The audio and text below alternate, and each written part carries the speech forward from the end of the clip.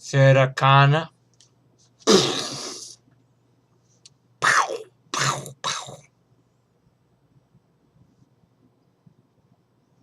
I'll be back. Well, folks, here it is. The pretty much had started already. Finally, I've been telling you guys for a while. I've been gonna start on this video, and I finally did it and stuff. And I'm gonna try to make this an hour-long review because I think this film is worth it. 1984 classic, which I still hold dear to my heart today. The Terminator. Now, this is pretty much the film. I know I got very bright. Hold on a second. And I don't know why it keeps blinking like that. The film that started the saga, like they say in IMDb and stuff. And IMDb gets an 8.1, I believe, which is pretty high and stuff. Now, pretty much I should explain a little bit of I know about 2 years ago I did a review of Escape from New York, and I did mention in that video that Escape from New York and this film I hold dear to my heart because those were the very first R-rated films I was introduced to at a very young age. From Escape from New York led me to Terminator. Terminator led me to Savage Streets. From Savage Streets, Life Force. From Life Force, Aliens. And then Commando and First Part 2 and Cobra. It's a fucking cycle. Pretty much. Yes, a child at a young age saw all these movies. That's right. And you keep your mouth shut what you see. Okay. Did I hear the kids talking about it? It's different. Okay. But I always loved this film a lot. It's a film I never get tired of watching. I should explain how I saw it. Well, once upon a time, long time ago, I was a wee little lad. I was a child, and I believe my grandmother. I was at my grandmother's house, and that's when my uncle was still at my grandmother's house, pretty much. This is when before he got married, way back when he was a young guy and stuff, and like that. I was always with him a lot, of course. Me and him are real tight. We still are tight. That's cool. And basically he had a Betamax. Yes, my uncle had a Betamax. He had it in his bedroom, and we had at the time my grandmother was the first people in the family that had HBO and stuff. We had the old HBO box. This is the one that you could turn like a channel knob like that. That's how old it was. It wasn't like the one that you go clack, clack. It makes those noise that when you try to watch dirty channels, you can't. It makes noise every time you hit a button. Clack. And your family, nobody knows you're awake, or if you try to sneak into the living room, watch movies and shit. You hit the HBO thing and go clack. And not like before digital boxes, you just change the channel and shit. So, we had the one like this. It changed like a channel knob and stuff. So, my uncle, I guess, wanted to record this movie because he was becoming a fan of Arnold because he had recorded Conan the Barbarian and Conan the Destroyer. He wanted to get Conan the Destroyer. And it is way back when on a Friday night. That's why this movie to me is the ultimate, to me, hands down, weekend movie. Friday night movie. Because I saw the movie first time on a Friday night. This goes up there, my favorite Friday night movies. Next to Chopping Mall, next to Aliens, next to the Blob remake. There's many other Friday night films I enjoy a lot from the 80s. Stuff like that. Come to think of it, that's why I came up with the title Friday Night 80s. I came up with that years back or whatnot. I know it's been, since I came up with the channel or whatnot, I came up with that, I believe. And that was my last account, I think. Heroes Here to Stay, I believe. And stuff like that. And you guys love that stuff. I love doing it. So it goes hand in hand. By the way, to all the other people out there, I did a double feature review of Beverly Hills Cop. And the only person who left feedback on it is Matt. So if you guys do get a chance, give it a watch sometime. And stuff. I even did a rant and commentary on Beverly Hills Cop 3. That's right, Matt. You're the only one left feedback on both videos. And stuff. So I'm sure everybody's probably busy doing God knows what. And everything like that. But it's cool. It's been a beautiful day outside today. I got burned. I don't know if you can see it too much on the camera or whatnot with the HD. Anything like that. I was in the sun too much. And whatnot. But getting back to the story at hand. I was always a Mongol a lot. and he had taken the Betamax out of his room and wanted to put it in the living room. I remember what he did too, because there was a box. Somehow there was a big box in the living room, cardboard box for some reason or another. I think it was something that he had found from the job or something like that. And he had Betamax blank tapes he had just bought and stuff. And his Betamax was sort of on its way out because for one reason or another, all the movies he would record or he had were turning black and white for one reason or another. Like he had John Carpenter's Thing on the Betamax tape, and that's why when I saw that at a young age, I was like, oh, it looked more creepier and disturbing in black and white than it did in color. I don't know why and shit. But he was gonna record it. He said he did it. And it was on a thing on HBO they used to have called Double Feature Friday, which one reason or another they would have a two-movie back-to-back double feature, whether it be the same star of the movie. In this case, it was Double Feature Friday because it was two Arnold films. It was the Terminator and Conan the Destroyer. Strange double feature, but that's what my uncle wanted to record and stuff. And nevertheless, so he had went and I don't know why I got his heat bumpy or some scab or something. So yeah, when he recorded it, and I sat next to him in the couch and everything like that. He didn't tell me much because he knew I watched a little bit of it before my grandmother, but I didn't see the rest of it and stuff. He didn't say much about it and stuff. He just me there with all my hair, looking like Danny from The Shining or whatnot. But a little bottle in my hands or whatever with a thing on it. 'Cause I was drinking out of a bottle. Okay, and watching the movie. And I remember he had all the lights out in the room for some reason in the room. It worked good with the effect. And every time I watch this film, I do the same thing. I shut off all the lights, even to this day. When I saw it again, when I was 12 years old, when I saw it again as a teenager, when I saw it again in my early 20s, and when I seen it again last night. I could have recorded it the same night, like make it like a Friday night movie or whatnot. But I figured this is like a franchise review of anything. This ain't really Friday Night 80s and all that. So I'm recording this on a Saturday or whatnot. So I saw the movie with him, and I was drawn to the film. To a point, my uncle used to do a thing where every time something was gonna happen or whatever, my uncle would scare me, and go, yeah, and it's like that. I try to do that to his kids. It don't work. He knows how to do it. He still does it to me fucking today. If I'm into a movie with him, watch, I gotta like pull myself out of the movie a little bit and look at him, and he gives me a smile. I know he's up to something. Shit, it's like that. So I always loved this film a lot.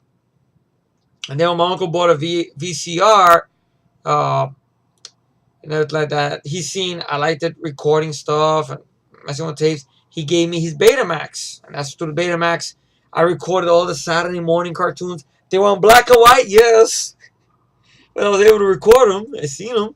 Even the cartoons they gave after school, I was recording while I'm doing my homework and stuff, and some movies. Until one day or another, I don't know how, why, I figured out something that made it stop going black and white. I think I banged it or I did something to it when I didn't notice because he gave it to me or whatnot, and it got color. And my uncle looked at it. He goes, "Wow, how you did it?" And when I did, no. So I always loved the film a lot. I mean, the film, of course, is written and directed by a man who.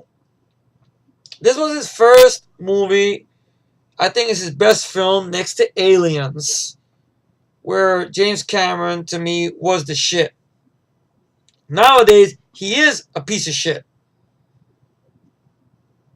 So I could say Carpenter has a better track record than James Cameron, to be honest, because James Cameron, there's just really three of his films I love, to be honest. This one, Aliens, and True Lies. That's it. What about The Abyss? I'm not a fan of The Abyss. I'm sorry. I'm not a fan of The Abyss. Didn't care for the film. I know James Cameron was using it as a track. Oh, I'm sorry. I forgot T2. Stupid me. 4 films. 4 films of James Cameron I love. I forgot. Can't believe I forgot T2. Sure enough, that's next up to talk about. So it's this film, Aliens, T2, and True Lies. That was the last good one, really. Avatar has not aged well, and I know he's doing this. He's executive producing this new documentary called "Year of Living Dangerous," something like that, about the planet. I know Arnold is executive producing it with him and whatnot.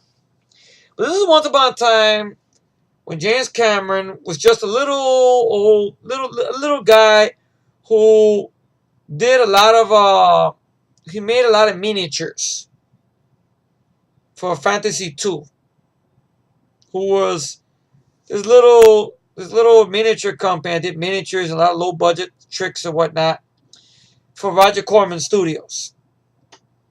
Cameron did get his start on movies like you know Battle Beyond the Stars. Uh, what was that film that I reviewed a while back? I can't believe I forgot that fucking movie's name. Shit. It's over here. Right. Oh, fuck me. I can't believe I forgot that fucking movie's name. Shit. Oh, my God. I'm sure Kentucky Container is fucking yelling it out down there and shit. Damn. That stuff. That movie with Edward Albert, Robert Englund was in it or whatnot. That had the creature that was raping the girl. I can't believe I forgot the fucking name of the movie. Shit. Can't believe it. No, that's not the movie. That's not the movie. Shit. God, but he was part of that Roger Corman film. And I know the original title is Mind Warp or Galaxy of Terror. There you go. You don't have to type it down below. Container Galaxy of Terror. And he had done work also on Battle Beyond the Stars. That's another film I enjoyed a lot that I reviewed a long time ago. Which I have a feeling I'm going to buy a DVD of that because I know the DVD-R on it. I have a feeling it's not going to work anymore. As Mike told me that thing about DVD flick. People wondering why I don't have the DVD in front of me right now. I have it in the book right there. It's a two-sided 2001 MGM DVD release. And matter of fact, that was the very first DVD I bought, along with a shitty Jet Li film called The Master, I believe, and Running Scared. There were 3 DVDs I bought. The very first one I bought when I bought my first DVD player was a Philips DVD player way back when, before I had surround sound and stuff. Everything like that. So, the Terminator was the first DVD that had the special edition that I still enjoy. And stuff. That was the two-sided special edition, which I know that's becoming very scarce to find nowadays. I know MGM and Fox they did a 2009 re-release with that hologram of the Terminator on the cover or whatnot, which I heard they didn't bother carrying over that features. And I think, I'm not sure, I think there's a commentary on that one with Michael Biehn, I think, and maybe Linda Hamilton. I'm not sure if it's them in the same room together. Anyone who owns that DVD, let me know or whatnot. Because the DVD I have has no commentary. It has the 2 documentaries on it and I think about 3 deleted scenes with little commentary with James Cameron saying why he cut it out of the film. And the documentary they have called Terminator, a Retrospective, which I was not the biggest fan of because really it's an old retrospective from 1992. I probably was on that Terminator 2. I'm willing to bet that Terminator 2, the 2 video cassette special edition they had. I wouldn't be surprised if it was on that one. There's a little thing with Arnold and James Cameron talking to each other, whatnot, along with some archive footage of from 1986. James Cameron, talking about him coming up with the idea and stuff. So I wasn't a big fan of that one. It was real short. Now the other documentary I did like was one called, I think, Voices, I believe, because that's the one that has an up-to-date interview, at least from that time, from 2001, with James Cameron. Interviews with Billy Wisher, William Wisher, who wrote additional dialogue for the film or whatnot. And honestly, interviews with Brad Fiedel, Michael Biehn. That's, I think, an interview that was up to date. But you have archive interviews with Arnold Schwarzenegger and Linda Hamilton, which was taken on the set of T2. Also, interviews with Stan Winston as well.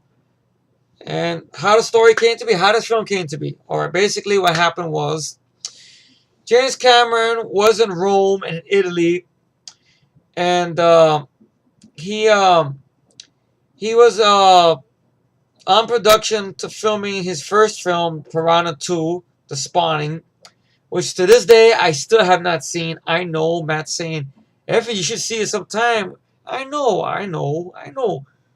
See it with the other Piranha films. I really gotta do that when the summer season starts.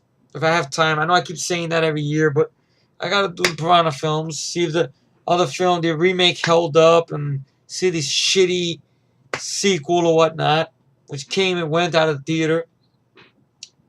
And he was having a bad time doing a location filming that film. He was fired off that film twice. And he was in Rome filming that film, and he really wasn't well. He was very ill. He had a flu, a fever, and he was in his hotel, and he was having these very feverish nightmares about basically a him being chased by a cyborg-like machine rising from the fire, some flames, with red eyes, and something happening, and one way or another, the machine came apart and started dragging after, like crawling after him and stuff. And James Cameron at the time told his then wife, producer Gail Ann Hurd, about it and stuff, and he started writing and drawing it out. And then, sure enough, he he set he set out to try to make this film. He got William Wisher together, this other guy with him. The three of them went together, and they started penning the script, pretty much the screenplay, the Terminator. And he was penning the script for a little while until he basically went to his agent and told him about this movie and like that, and how much the budget of the film was going to cost. And the budget for this film is really guerrilla filmmaking at its best. I mean, next to Escape from New York, I think that's why I hold those films in high regard. And even, yes, Future Kill, granted. I mean, Future Kill is not on the level these two films are on. I know. Before people start going, but what do you mean that? Wait a minute, let me finish. The budget of the film was $6.4 million. $6.4 million. 6.4. And it grossed over 38 million. So that tells you something. And they went on location. They were gonna try to start casting or whatnot to get the movie on the go. And basically what happened was the studio wasn't too sure about this, because the guy who was in charge of Orion Pictures kind of gave Cameron a hard time with the making of this film or whatnot. Like, he was telling him stuff about, this is not science fiction. And James Cameron goes, yes, it is. No, it's not science fiction. You can't go science fiction. But why? It involves robots and time travel. Two of the main roots of science fiction. And then the guy just didn't get it. So, he had little struggles with that or whatnot. So, they needed a name or whatnot. Now, Cameron did not want a big name. Cameron wanted to do this. Like, originally when he envisioned the Terminator as a normal-looking guy. Somebody that could blend into a crowd. A cipher. Not somebody big or whatever. So he originally wrote this with Lance Henriksen in mind. Now, Lance Henriksen had worked with James Cameron on the Piranha 2 or whatnot. And he took him on board for this film and, of course, for Aliens or whatnot. And he did drawings of Lance Henriksen as the Terminator, which would have been interesting to see, to be honest. Him do that. And everything like that. So he went in, and Lance Henriksen, being the type of actor he is, started, doing some stuff, playing with some stuff. Like, he put aluminum foil covering his teeth. during his little build, during the time when he was living in this little building somewhere in LA or whatnot, downtown LA, he was crawling up fire escapes, and stuff like that, scaring his neighbors a little bit until uh, James Cameron wanted to bring him into the meeting with the executives of Orion Pictures. But what happened was James Cameron was running late, so Lance Henriksen showed up first in character. And, James Cameron had told these people when they were going to set up the meeting, look, I know there's a good guy named Lance Henriksen. Please, we have a meeting together, stuff like that. So Lance Henriksen came in character, like a Terminator or whatnot. And he scared the shit out of the receptionist who was in front desk and whatnot. So James Cameron showed up late and explained, no, he's met.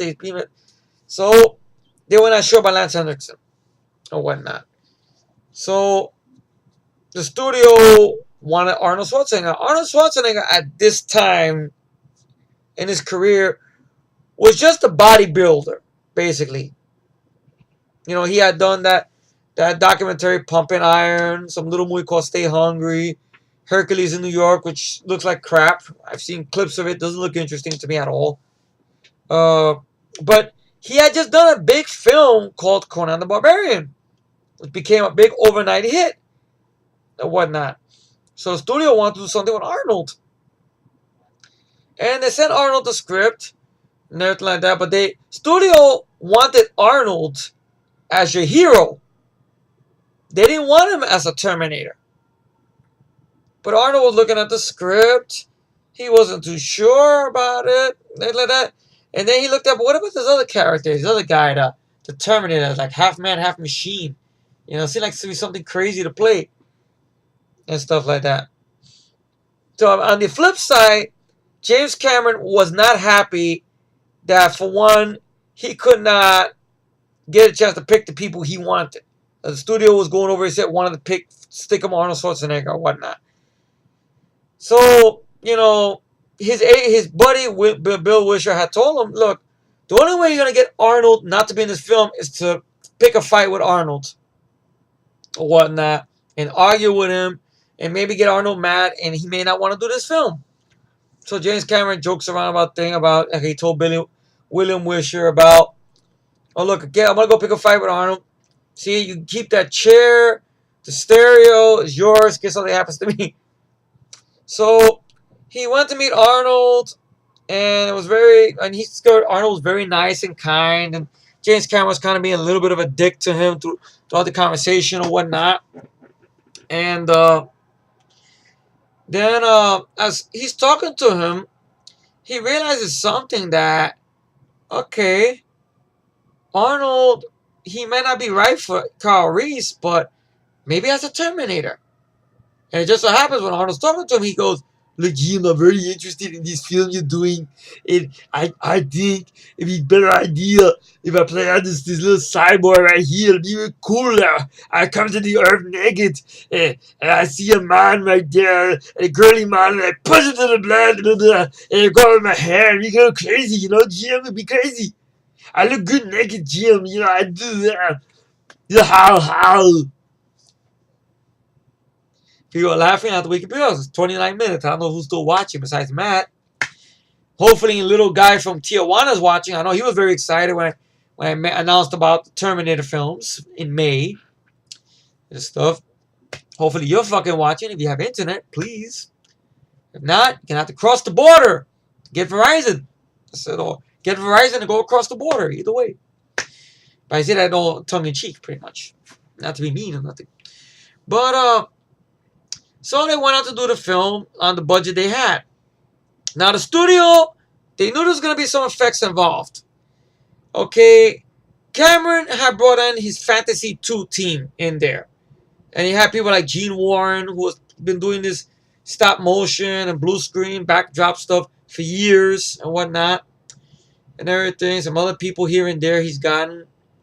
Some model builders he got because they use miniatures and some little tricks he learned from Roger Corman or whatnot.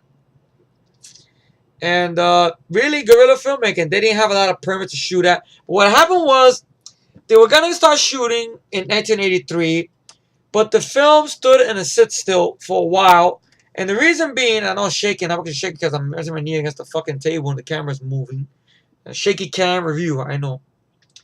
But the reason being the movie was on hold is because Dino De Laurentiis, who was the big producer behind the Conan films and Red Sonja and whatnot, would not let Arnold, would not let Orion Pictures the green light to let Arnold go film the Terminator.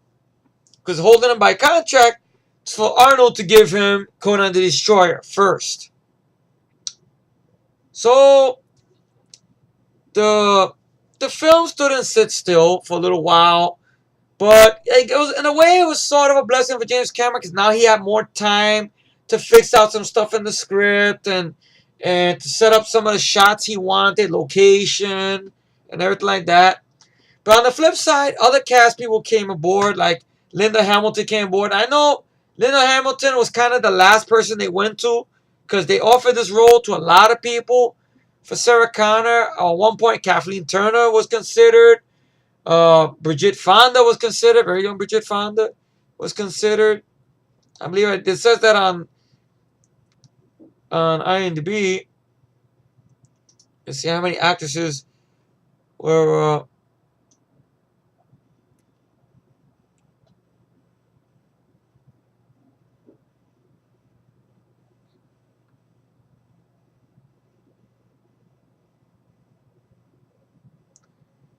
I guess by the time when Cameron was downtime, I guess when Arnold was filming Conan the Destroyer, Cameron was writing some stuff, I guess, because he did help pen the script for First Blood Part 2, and he also did a writing treatment for Aliens as well, getting started on that script.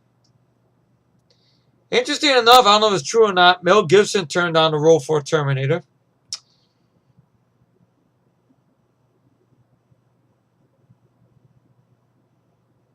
Okay.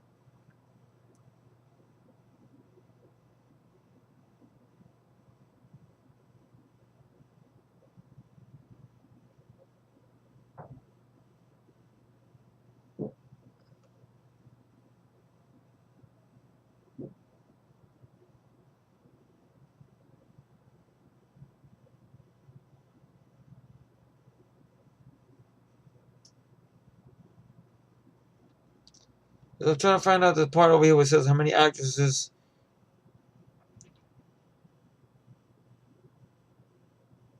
The internal draft of the draft for the movie was sold to James Cameron's wife, Gail Ann Hurd, for the price of $1 only. Wow.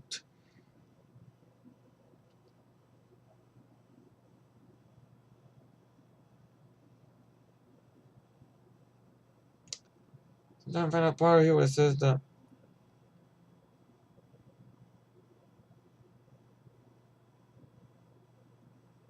Here's something funny though. They say some bullshit that Tom Selleck was rumored to be cast as the Terminator, but was forced to turn down the role due to his commitment to Magnum PI. Kevin Kline and Michael Douglas? Really? I can't see those guys doing Terminator. Oh, God.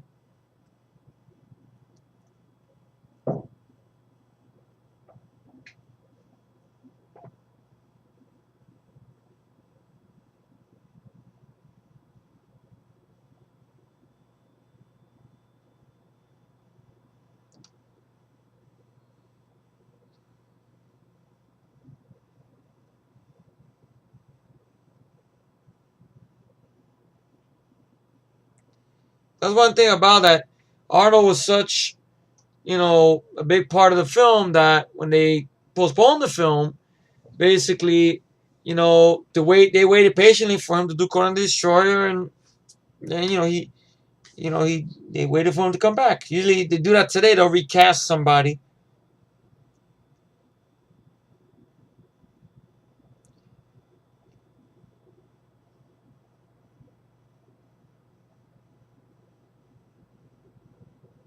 Well, it's interesting. James Cameron actually fired his own agent, basically, because he didn't like the story idea Cameron had conceived for the Terminator.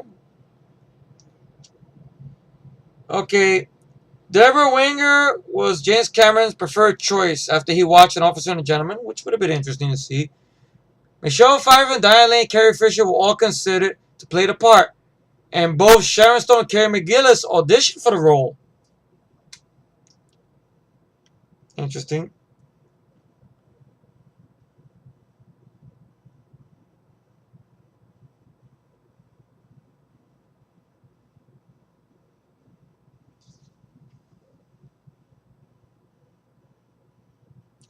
Gina Davis auditioned for role Sarah Connor. Wow.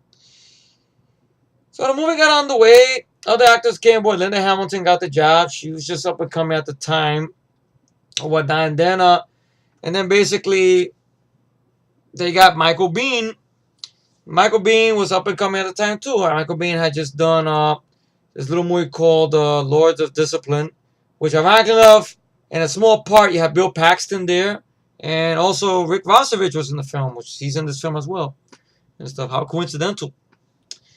And Michael Biehn, when he wasn't too sure about the script, even when the movie was postponed, was okay. I got the role, even though when he first read it, he had just got done doing a production of a play called Cat on a Streetcar Named Desire, or Cat on a Hit Time, something like that.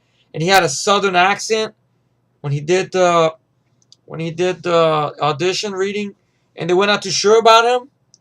So then his agent told Michael what happened, and Michael goes, look, read me again. I see what happened. I had the accent. I can shake the accent. I'm from Nebraska. I'm from the Midwest. So he came in and he knocked out the park or whatnot. And Michael Biehn, along with Lance Henriksen and Bill Paxton, these are guys that will go on to know James Cameron, for a long time when he was James Cameron, before he became the title of Jimmy or whatnot and everything. But the movie got on the way, and the studio intervened once again because they wanted Dick Smith to do a lot of the effects of the film.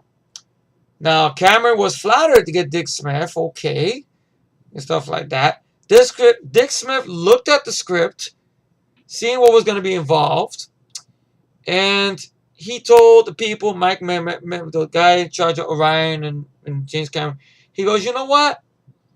I might not be the right type of guy for this, but I know somebody who could probably pull this off. A guy named Stan Winston. Because I guess Stan Winston had worked under Dick Smith. And Stan Winston, this is the movie basically that started his career. Basically, because thanks to Terminator, he got Aliens and many other films. You can name all of them. Of course, the Leviathan and stuff, and Pumpkinhead. Everything Stan Winston's done.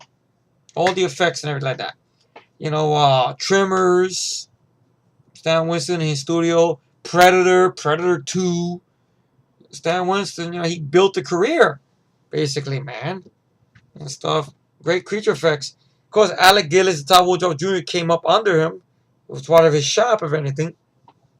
So they probably had a hand in working on some of the effects of the film.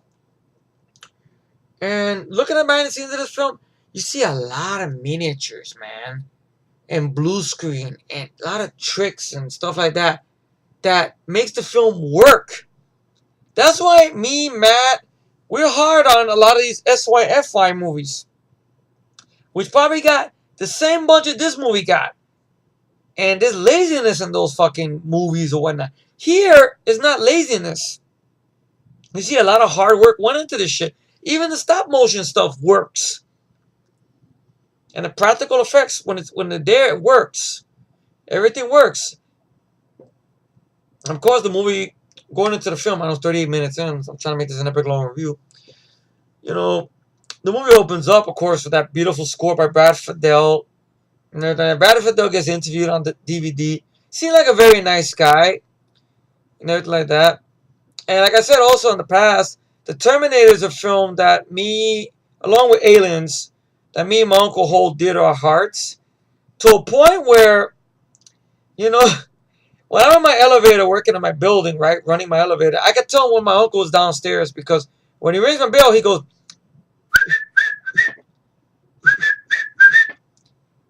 And then when I get closer downstairs, I go, nah, nah, nah, nah, nah, nah. So you see, it's the Terminator, you know? And shit. Nothing like that. My uncle got his hairstyle like the Terminator. Like he combed his hair back. That became my uncle's signature style. At least during the summertime and stuff. I know in the wintertime, he grows it out. He gets a little bit, relaxes it out a bit and stuff. And stuff. Everything like that. So, you know, so the movie kind of going into that little anecdote there. Let me get some water. I'm already 40 minutes into this. Stuff like that. Agua. I feel like I'm gonna be draining this bottle up before this fucking video is over.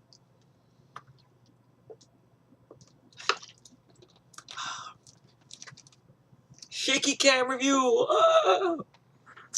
Shit. It's right there. Maybe I put it like that. Won't shake that much. Okay.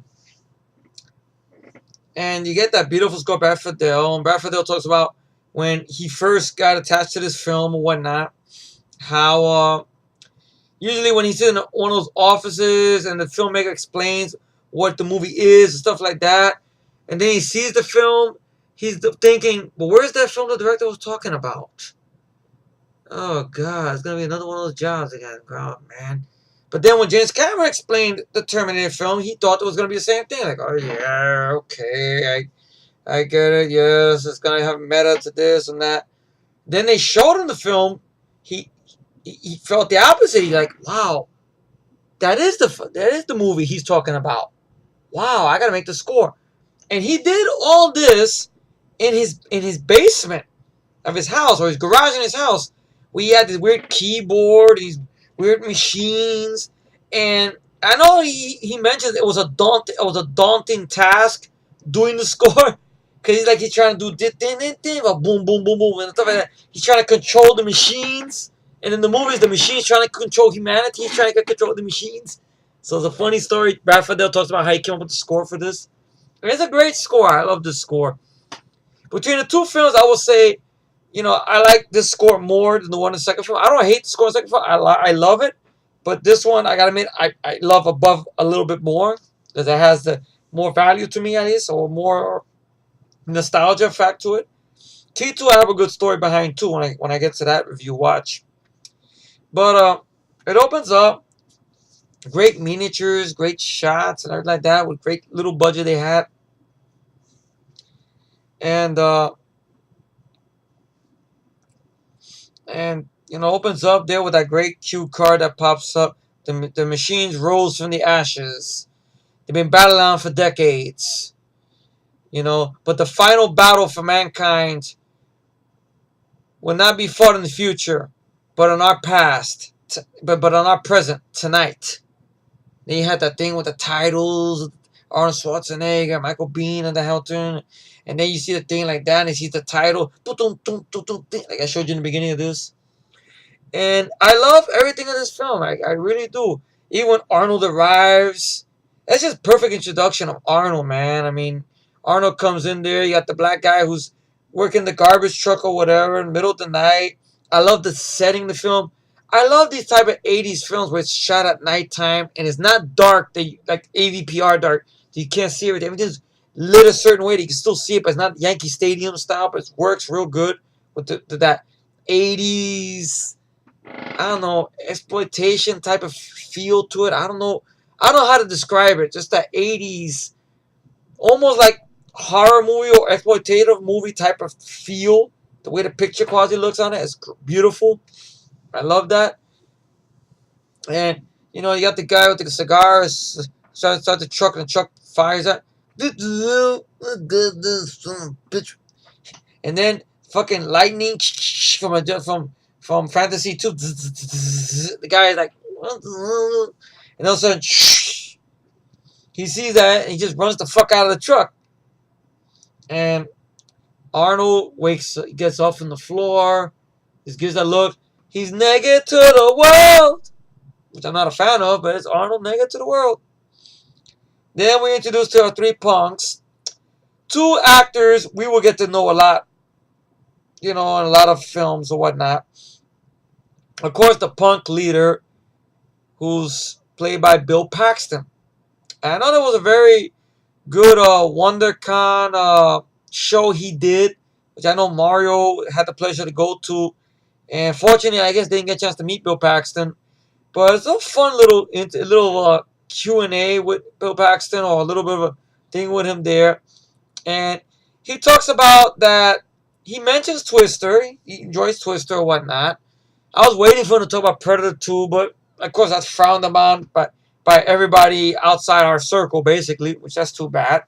Because if I was to meet him, I would love to talk to him about Predator 2. He mentions that, he's going back into this, after leaving the show Big Love or whatnot, he wants to go back to playing these little minor little roles that steal the movie sometimes. Like I think he's gonna have a role in Edge of Tomorrow, that film with Tom Cruise or whatnot and stuff. And I think he had a small part in Two Guns. I'm not sure. At one point, he was directing a kung fu film that was based on the 70s TV series Kung Fu. I don't know what happened to that. If that's still happening anymore. I was curious to see what he was going to bring to that or whatnot. But he's the punk leader. And one of the other guys who's the punks with him is Brian Thompson. Night Slasher himself from Cobra. And he's been in a lot of stuff, Brian Thompson. He was in Lionheart. He was in, I believe he was in Lionheart. Other films he was in. I know he was in Life Stinks. Three Fugitives. He was in Alien Nation. Brian Thompson's been in a lot of stuff. I know he was in that little scene in Joe Dirt, which I liked him in.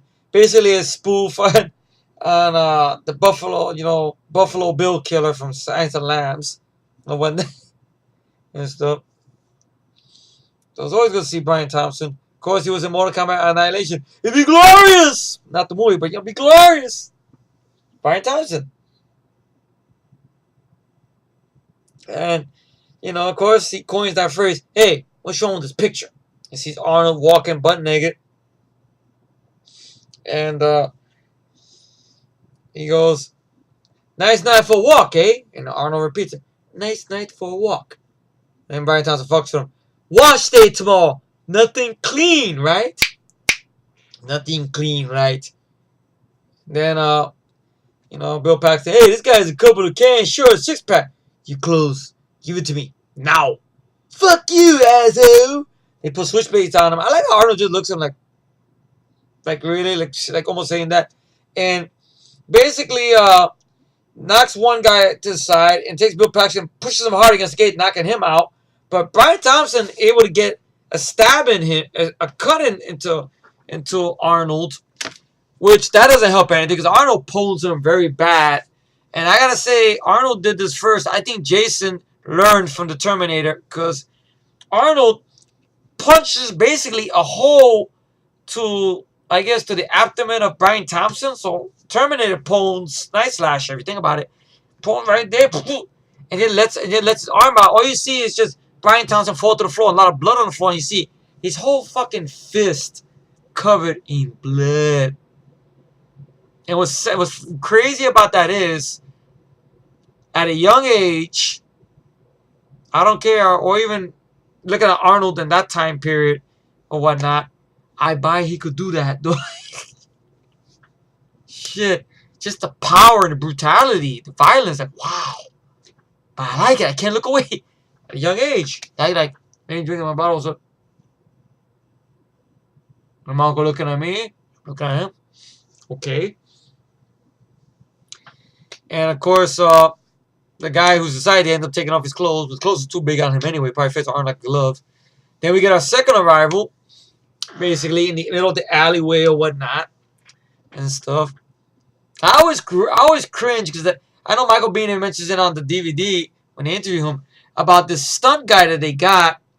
That they had this guy on this wood platform with two ladders. So when you get the arrival of Kyle Reese coming down, obviously you could tell it's not Michael Biehn. It's the stunt guy who just falls over a few feet onto this solid ground, butt naked, no padding or nothing, right on his fucking side. Now that's a dedicated stuntman there. And I can imagine how many takes it took to get that shit. Oy. And of course, it's Kyle Reese arriving, Michael Biehn, which I will say this is probably one of my favorite characters next to his Dwayne Hicks character in Aliens, and other characters he's played over the years and stuff. I know this is a character he's very proud of and stuff. Even though this character, along with his character from Aliens, and maybe his character Johnny Ringo from Tombstone, those are autograph pictures he signs the most. Sad to say.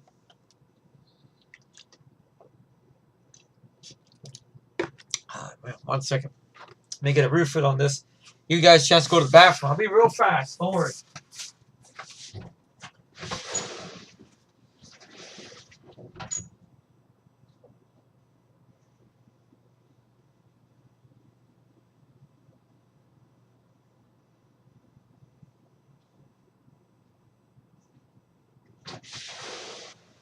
See, I'm back.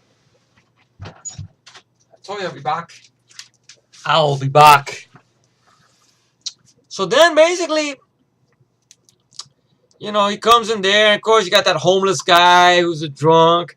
He's like, sees all this shit there. And then Michael Biehn runs ass first to him. I mean, not ass first, literally, right? He just runs naked, try to look for some clothes or whatnot in the middle of the alleyway.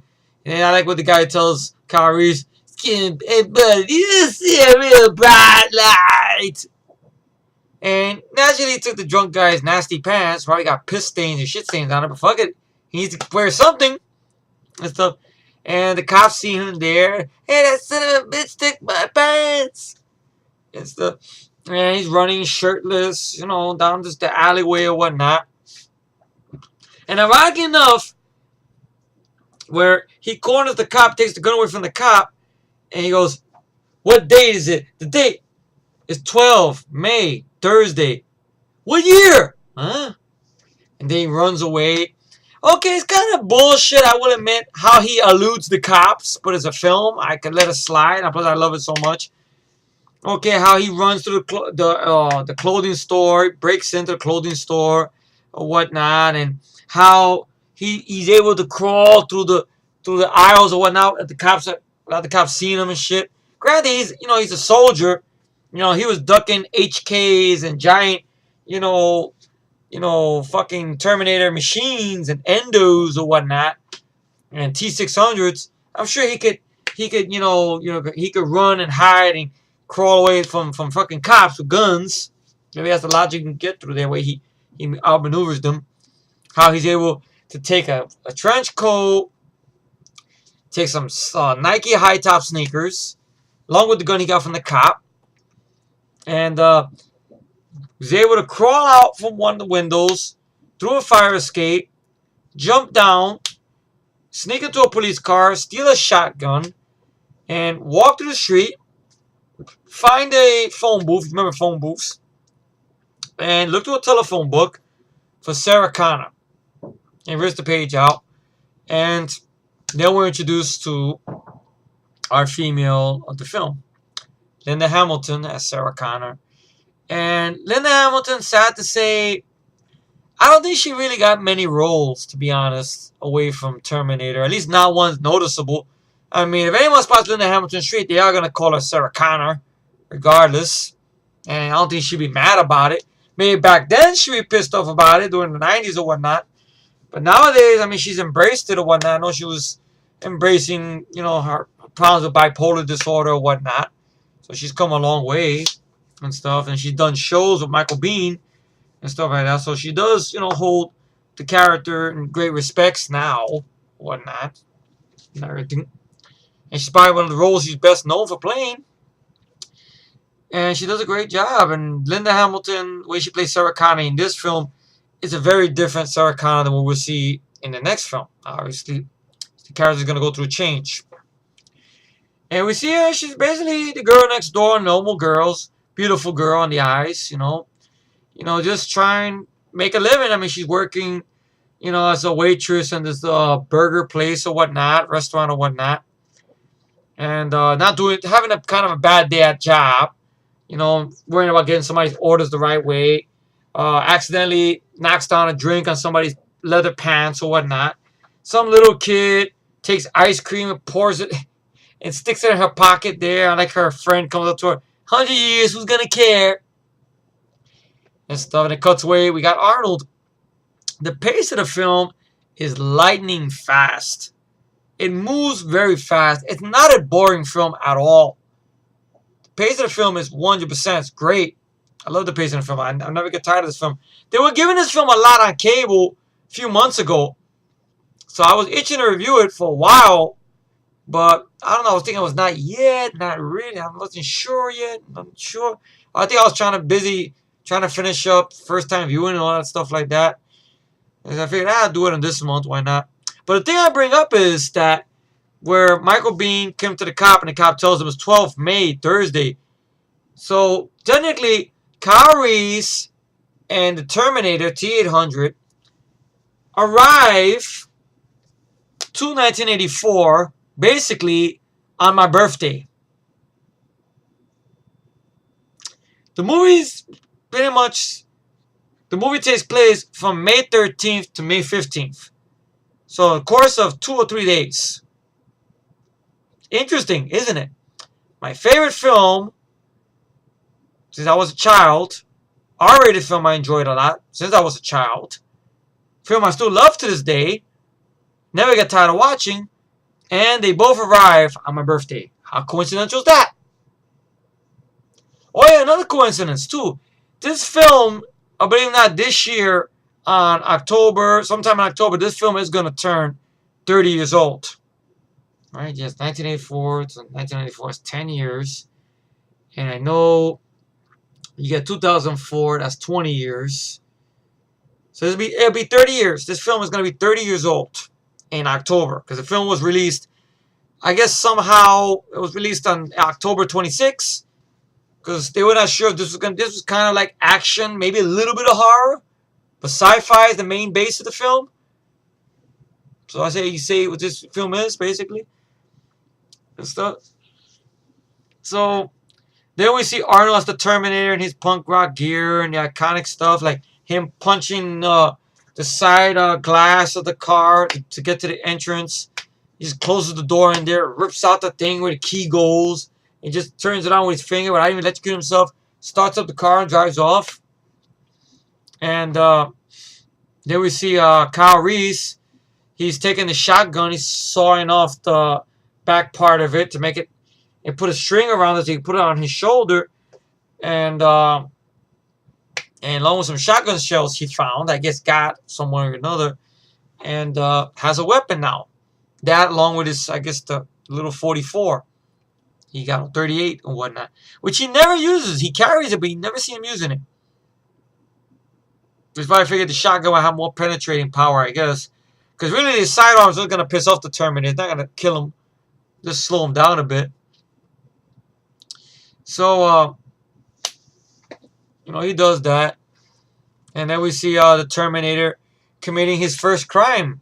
Or you can say, well, his first potential target. Because the Terminator is being systematic.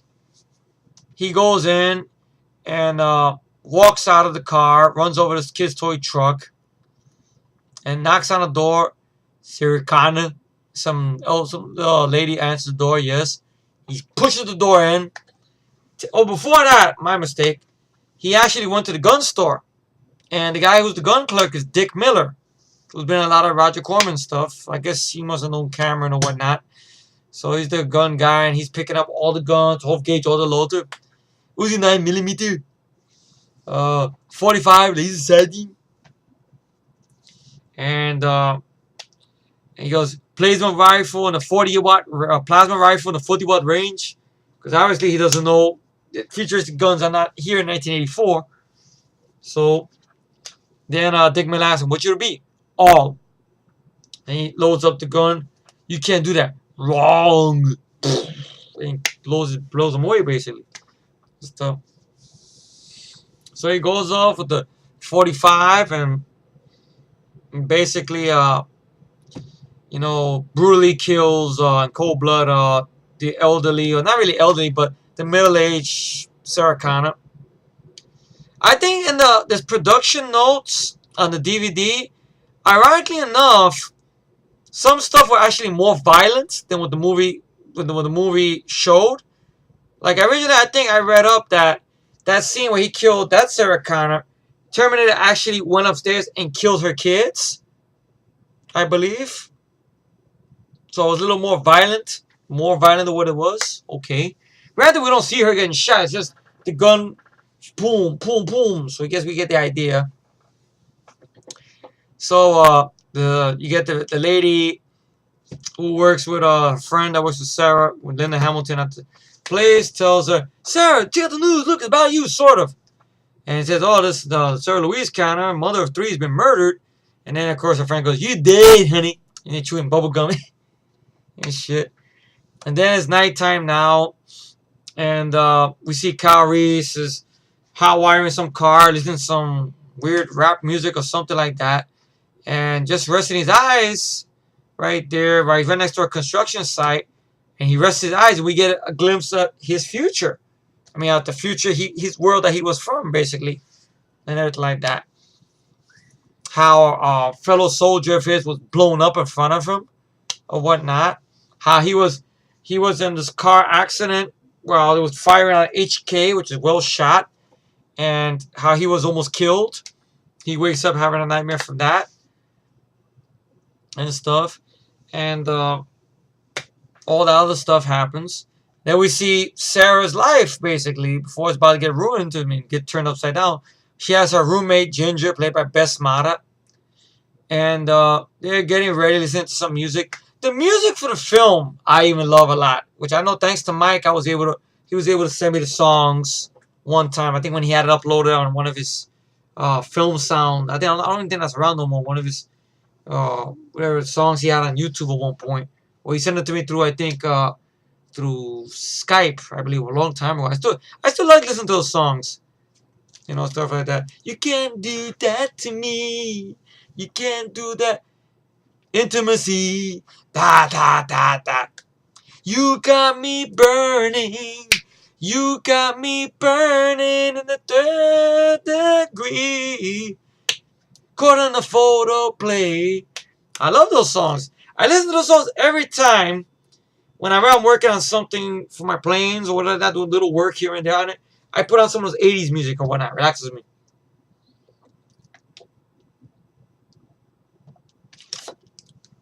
So, all that going into play right then and there. Okay. You know, you got Rick Rossovich who plays Matt. No, not Matt. Not Matt that we know, but his name happens to be Matt. He's Ginger's boyfriend, Bess Mata's boyfriend.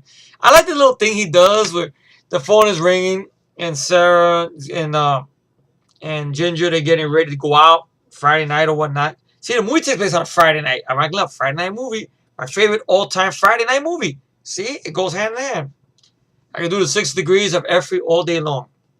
It'll be a 2-hour video, which I know nobody will watch it. So she picks up the phone, stuff like that. And then, of course, it's Rick Rossovich as Matt, which is funny. I'm going to rip the buttons off your blouse one by one. And then I'm going to slowly put my tongue down your neck. And then I'm going to work my way down. And you see Sarah's just cracking up laughing because she thinks he's talking to Ginger, but he's not. She's just laughing. It's Matt. And then I'm going to go slowly down there and pull my two panties down with my teeth. She's like trying to hold him last. She's going, who is this? Shit. Sarah? So sorry. Oh, my God. Look. Can I talk to Ginger, please? Sure, Flunky. Don't worry. And she goes, the creep. And then she gets off because she has her headphones on, listen to all that music. Hello? I'm going to pull the buttons on your blouse one by one. So I like that. I got a little chuckle out of that. You know, it's like doing the first obscene phone call. Maybe that's that movie started and anybody else started doing this shit. Or whatnot. If I had a girlfriend did that, forget about it. Who the fuck is this? I'll pull the buttons off your blouse. What the fuck is a blouse? I would know, bros. I'm going to take your shirt off. Why? Staring at the whole thing. Anyway. Then it cuts away. We're introduced to other side characters here. Lieutenant Ed Drexler and Lieutenant Val Vakovich, played by Paul Winfield and Lance Henriksen. Interesting characters. You know, it'd be interesting if you did a movie sort of like this, in the vein of this film, but for some reason make it take place, make the movie be their point of view of how they're looking at shit. I don't know or whatnot. You know, you got Drexler there, who's the veteran detective, and Valkovich, who's kind of not really the rookie, but sort of the flunky of the detective and whatnot and stuff. He goes, tells him the whole thing about it might be a phone book killer or whatnot and stuff. Great. Now I hate these wacko cases. Yeah. And everything like that. He goes, and then Lieutenant Drexler, Paul Winfrey, goes, what idea is, look, why don't we, make these jackals work for us? If I can get on the news at 6 o'clock or whatnot, tonight, at 6 o'clock news tonight, maybe she'll call us. How do I look? Like shit, boss. Your mama. Just like the way that just fucks him. Like shit, boss. Your mama.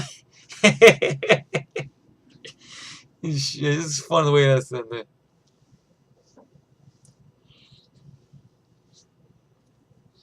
I liked that. So Sarah's about dressed, get ready to go on her date. So she gets a phone call and a message on the machine plays. Her date cancels on her. And actually, the guy on the voice on the phone is actually James Cameron. Which ironically, James Cameron did a similar thing like that with True Lies, if you think about it. Because that scene where the helicopter's looking over Jamie Lee Curtis and Bill Paxton, and the radio is actually James Cameron's voice.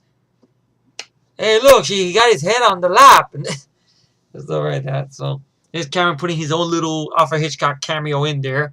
Not physically showing himself, but verbally. And stuff. And she has a little pet iguana named whatever, Pugsley or whatever. She goes, oh, you still love me, right, Pugsley? And Ginger fucks with him, and Ginger goes, it's disgusting. Just fucks with her like that. So she dresses down, she decides to go take in a movie and dinner or something like that by herself and stuff.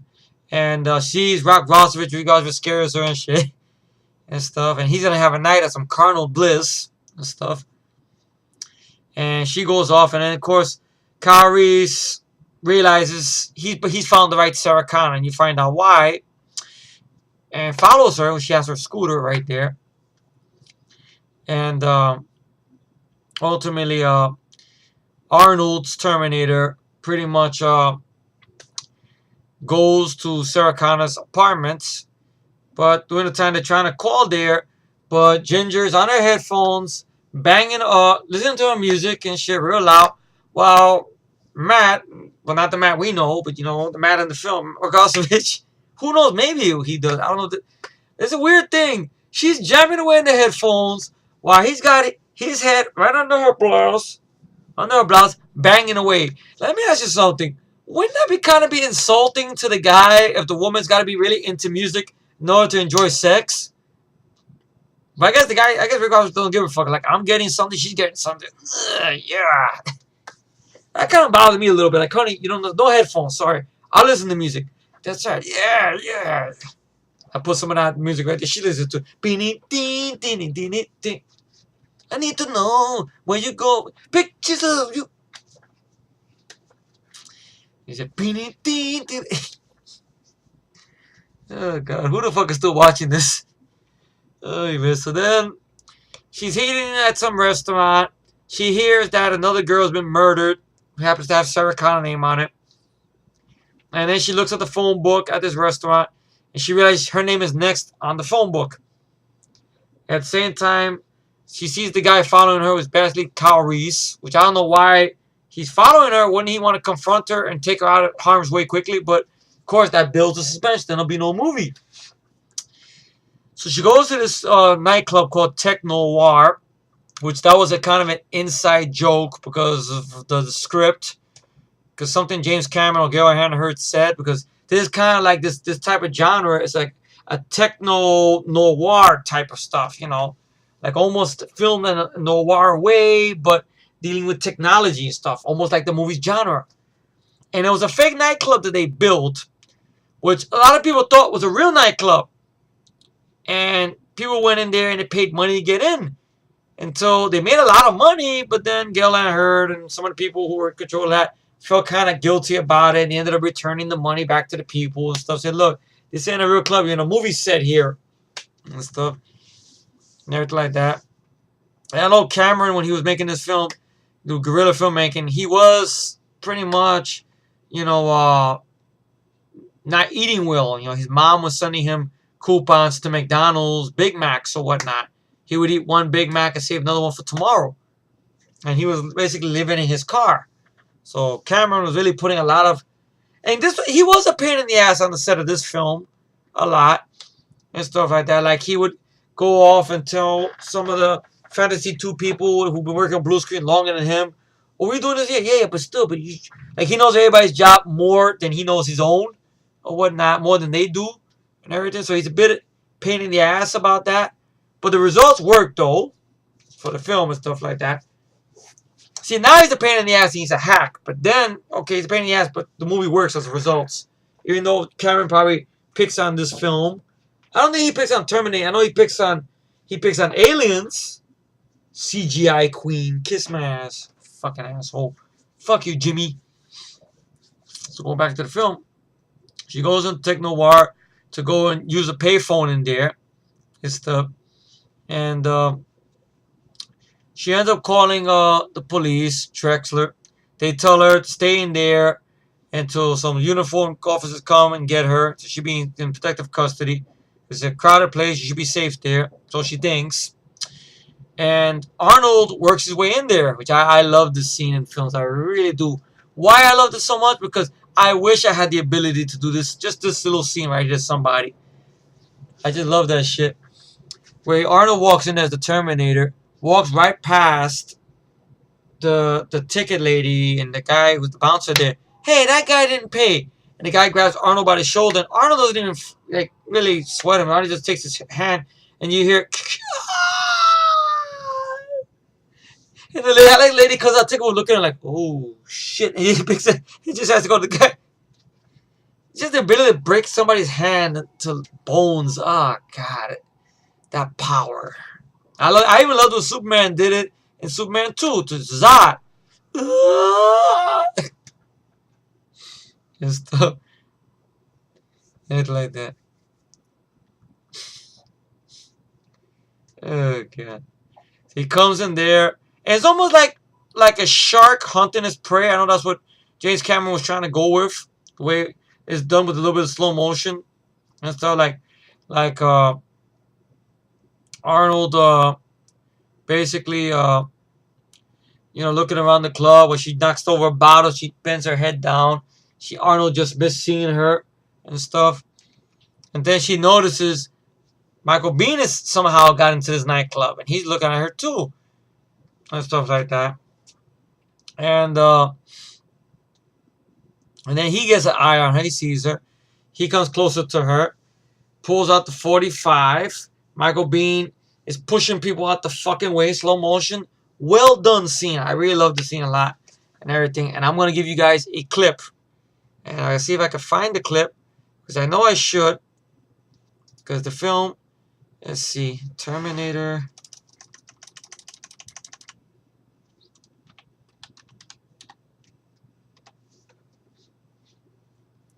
And if the shit loads up fast enough.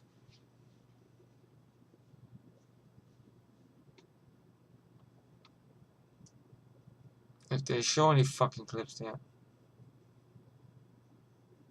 I know they, for some reason they show a lot of fucking clips of Salvation, which I'm not looking forward to revisiting.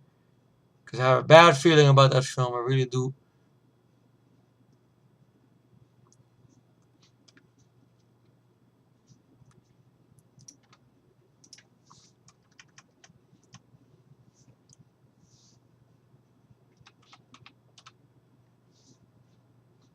Okay, maybe now.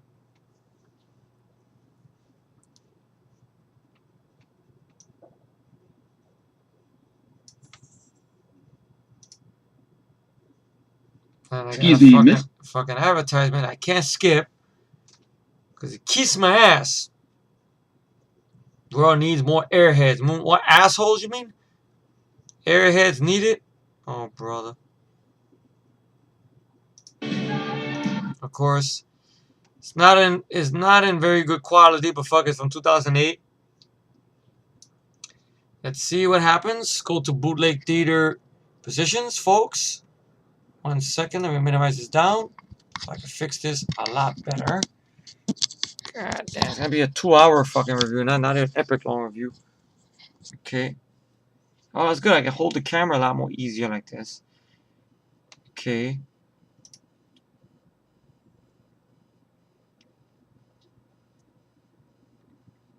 Okay.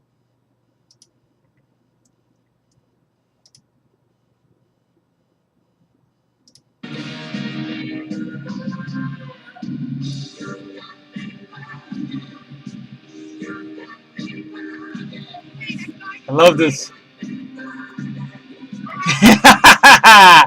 Yeah. God, I really want to do that to somebody.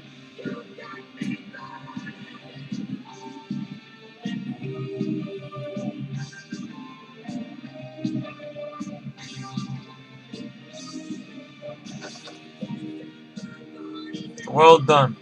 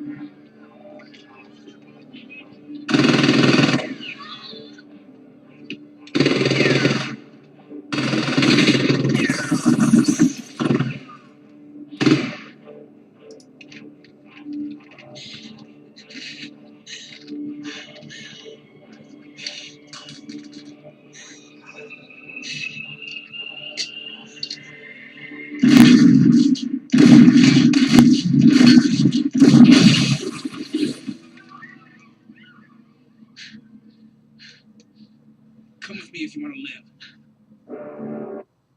And of course, very iconic dialogue right there. Come with me if you want to live. Of course, great moment right there, along with a lot of excellent moments this film has. And I gotta put this right the fuck back the way it was. Why it don't fuck with me now? Okay, now I got okay. Alright. Was it like that? I think so, yeah. So, that happens there. Takes Come We Want to Leave, and the movie. I know Michael Biehn talks about something interesting behind the scenes of this, that Kyle Reese's character is basically exposition man. Now that could be a showstopper in a lot of films, but what made him feel comfortable about doing this role and why nobody complains about it is the fact he's telling the whole thing who he is, who she is, how why he's there. Her son is gonna do this, and what the world happened, all the stuff like that. All this is being told to her while he's driving, ditching cops, getting out of a car, going into another car, to another chase. So it's all momentum that's happening. It's not just sitting in a room telling the whole story. So the exposition be told quickly. Like he gets her in the car, the great scene where, of course, they run into the alleyway And you see the Terminator's point of view, which looked badass. Still looks badass to this day. With red infrared, with the scope and everything. Where he like, I even like the sound effect. When he sounds, stuff like that. Kyle Reese tells her to get in the car. He fires a shotgun at another car that's parked in the alleyway, blows up the fucking car.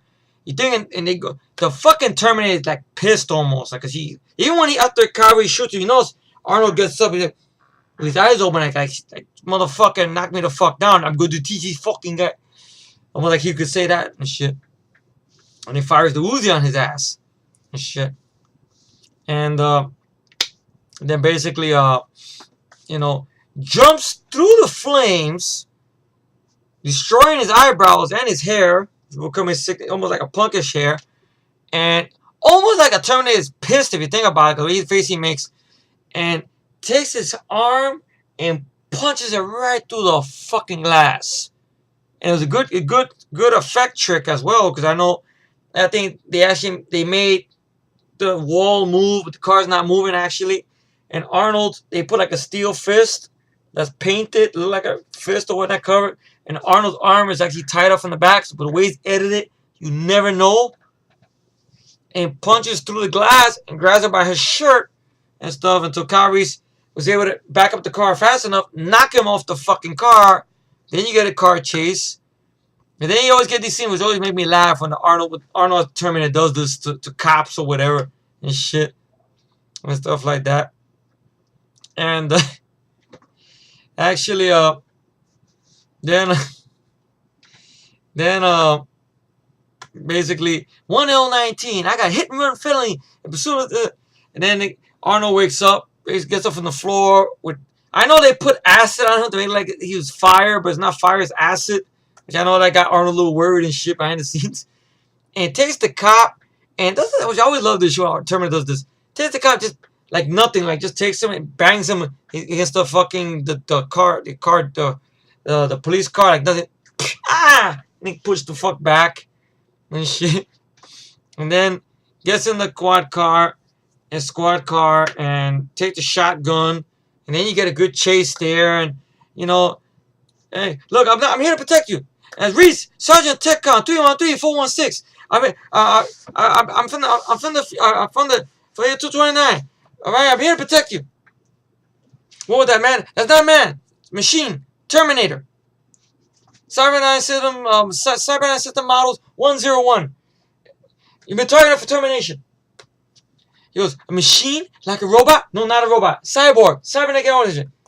Wait a second. Get your head down. And then he's ditching the cops and everything. Goes to the alleyway and act like that. Knocks one police car down. Hides in the garage. Look, Terminator's infiltration tunnel, okay? Part man, part machine. It's surrounded by living tissue. Flesh, bone, skin, blood, hair. Grown for the cyborgs. But pay attention. I got ditch this car. He ditches the car. And he's like, look, the first models were had rubber skin. We were easy to spot. These are new. They look human. Sweat, bad breath, everything. Everything on the spot. I had to wait till he moved in on you before I could zero. Look, I am not stupid. They cannot make things like that yet. Right, not for another 40 years. Are you saying it's for the future? One possible future. Look, from your point of view, I don't know any tech stuff. You're from the future too, right? Right. Then she tried to run out. Cyborgs don't feel pain. I do. Don't do that again. Let me go. Listen and understand. The Terminator is out there. It can't be bargained with. It can't be reasoned with. It doesn't feel pity or remorse or fear. And it absolutely will not stop ever until you are dead. Can you stop it? Look, with these weapons, I don't know. So then they're crawling out the car, ditch that car and go to another car. Same time, you see the Terminator's little tricks he has that he could change his voice to be anybody. Like he talks on the radio, the squad car. 1L19, approaching Olympic, preceding this. And stuff. And then basically they go to another car and you hear more story about that and stuff. Why me? Why so what me? And Michael B does a great job in this role. He's just, trying to break the thing, start hotwiring the car. And he's talking to her about it. He goes, there was a nuclear war about 10 years from now, for a few years from now, all this gone. All this is gone. There's a new order of intelligence, trusted to run it all. It was the machines, Sarah. Trusted to run it all. Powerful, hooked into everything. But something happened. It got smart. New order of intelligence. We don't know what happened. They fired everything, and then all this was gone. That's it. Some of us went around here, there. Did you see this war? No, I grew up after, living in the ruins. Hungry, hiding from HKs. HKs, hunter killers. Automated patrols from Skynet. Some of us were kept alive. Was graded with this barcode just to load bodies. Day and night, machines ran for day and night. We were close to going out for a long time. To one day, one man. He taught us to fight. He taught us to storm the camps. He taught us. He brought us back from the brink. He told us to smash those metal motherfuckers into junk.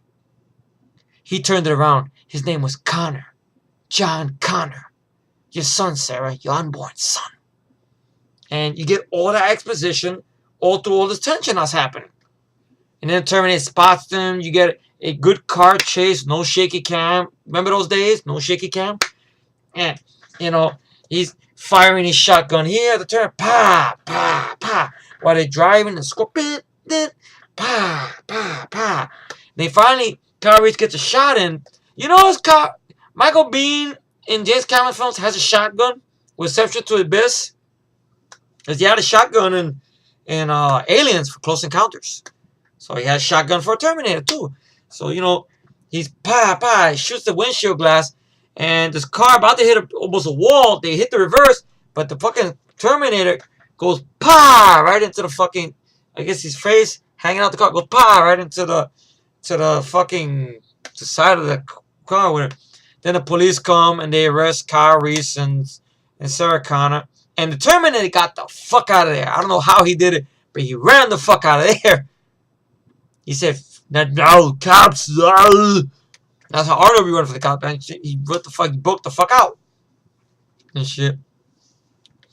And everything. So they take him into custody. And they break the news to Sarah that because basically you had that scene I forgot to talk about where Terminator kills Matt and Ginger.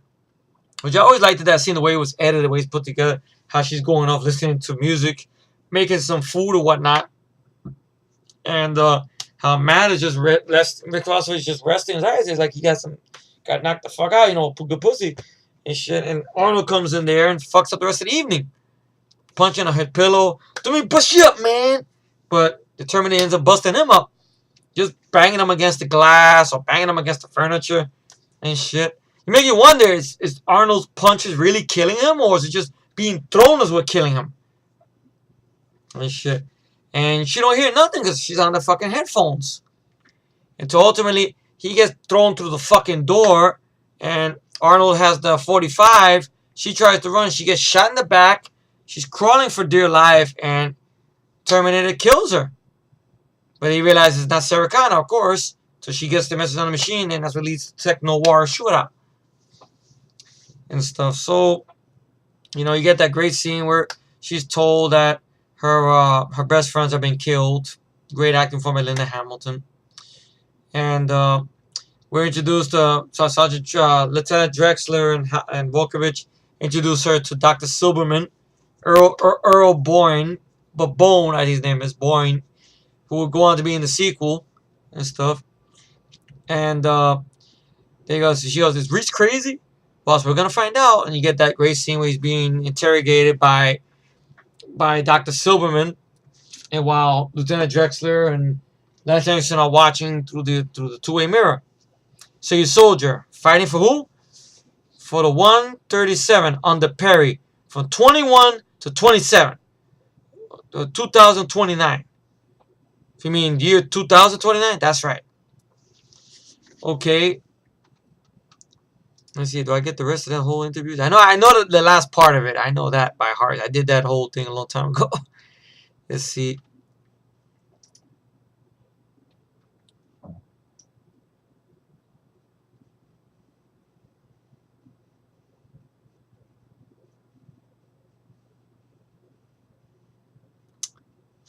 I know it's gonna be 12.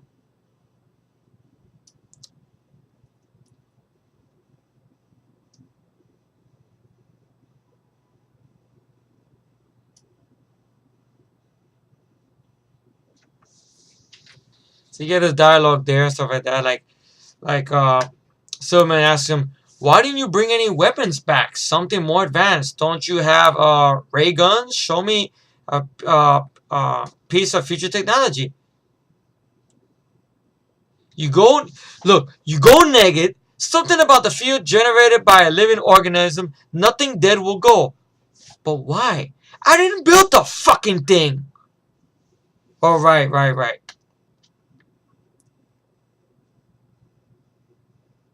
And of course, Silverman is showing this video, of course, of this interrogation to Sarah, and he goes, "This is great stuff. I could make a career out of this guy. You see how clever his part is. How it doesn't require a shred of proof. Most paranoid delusions ever are intricate here, but this is brilliant."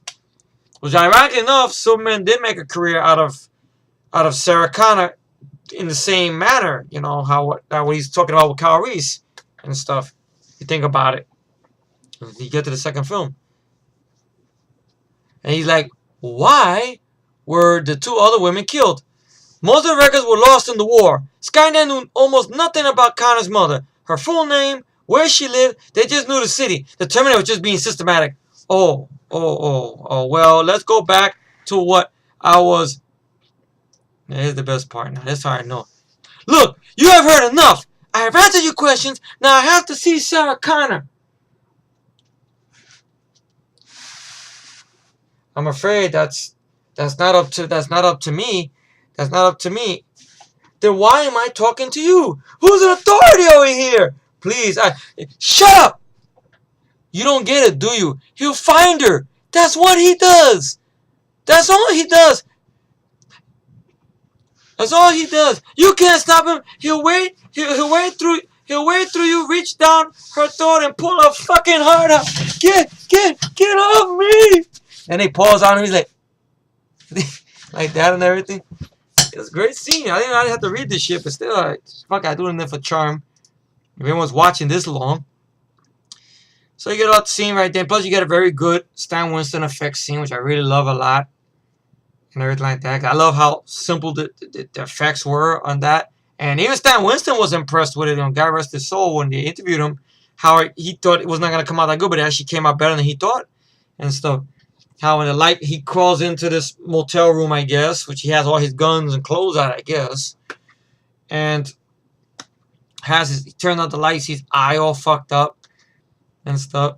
And the first thing he does is he has his arm fucked up there. And he takes an X-Acto blade knife, and it's like that, opens it up. And he fixes his hand, fixes that. And then he bandages it up a little bit. He puts water on his eye, and he sees his eyes messed up. Takes the blade and carves into his eye. But the way it's done is real good. Like you see a little bit of the insertion shot, and it's like that. He pulls out the eyeball and drops it into the water that's in the sink there, and then takes a towel, wipes his eye off all the blood. And the way it's done is an animatronic puppet, but it looks real good though, for what it has to be. You see, it's not Arnold, but still, it looks cool though. And you see, is the LED, the point of the cybernetic eye, which I know when they did the close-up shot, it was actually a giant eye they built for the close-up shot or whatnot, with a little zoom thing, like almost like a camera. And then he looks at it. He puts on his glasses, his gargoyles sunglasses, not Ray-Bans. Ray-Bans came in the sequel. But these were gargoyle sunglasses, big motherfucking glasses. Cover up his fucked eyebrows are not there no more. That looks at himself, fixes his hair a little bit, make sure he looks good before he kills people, and puts on the badass leather jacket, which I will say it looks better. That leather jacket, that whole look he has in first Terminator looks better than the look he had in T2 and in T3, in my humble opinion. And yes, the photos I've seen for T5, in my humble opinion, and shit. It's not leather pants and shit like that. So he stole from a fucking homosexual stripper. Take the hand, but that'll be another day in this video. Around the corner, ironically enough. So he grabs the little machine gun and shotgun, goes down the fire escape, and you know, basically Sarah Connor spends the night in the police precinct there, believing maybe Reese is crazy, and Drexler gives her a couch to stay on till her mother comes down from Big Ben to pick her up, and basically, says, "You be safe here. There's 30 cops in this building." Of course, you get that great scene, which I'm going to show you the scene. I'm not going to explain it to you because it's iconic and it's memorable, basically.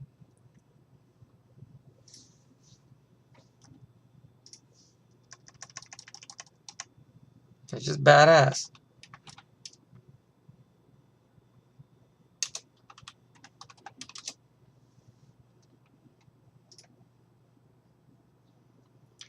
Yeah, this should be it right here.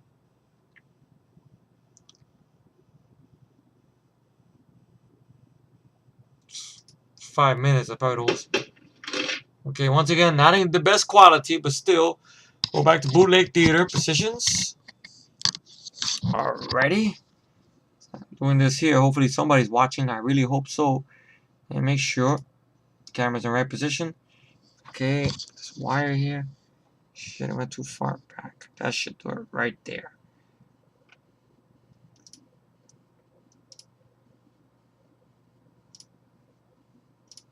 Good night. Good night.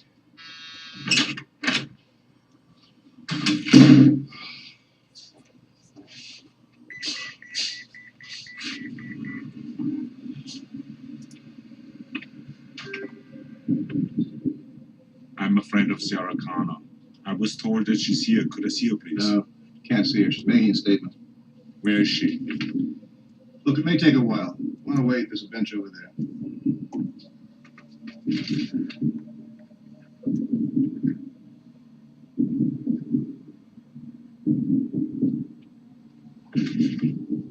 I'll be back. Fucking A, you will.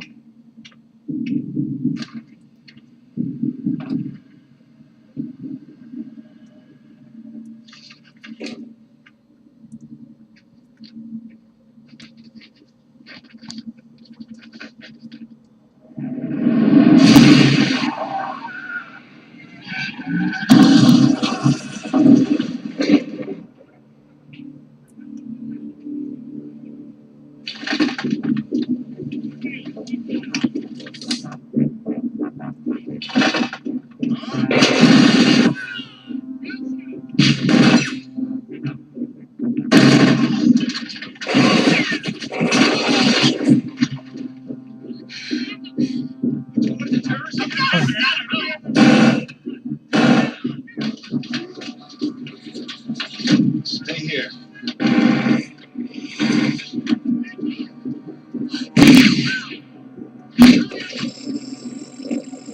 Love that point of view shots.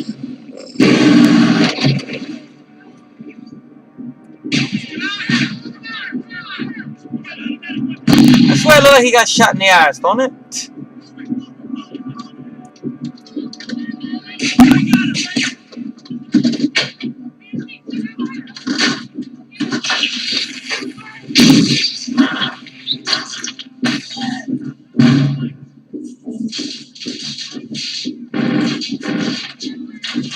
Watch him. Should listen to Lance.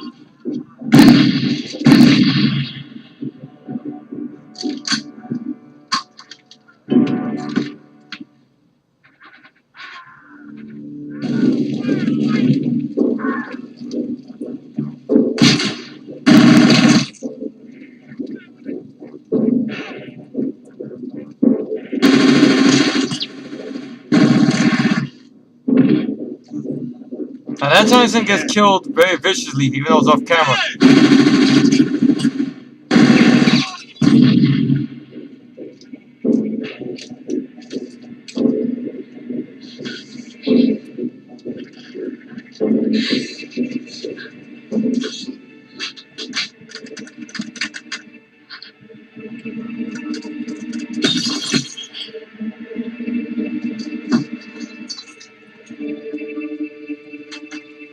Sarah!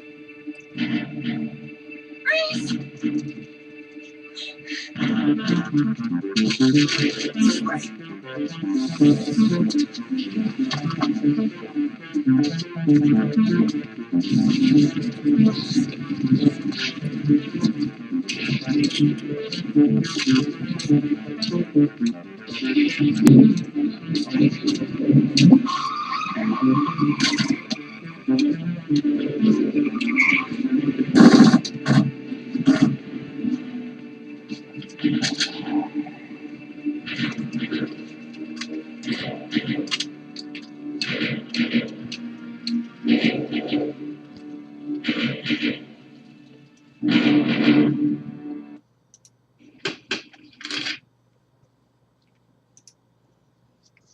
Badass.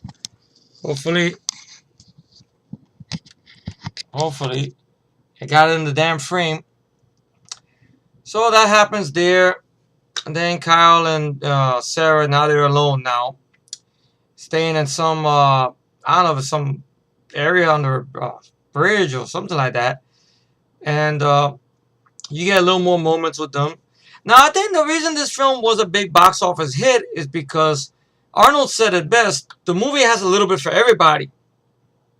Like, for one, it has the sci-fi.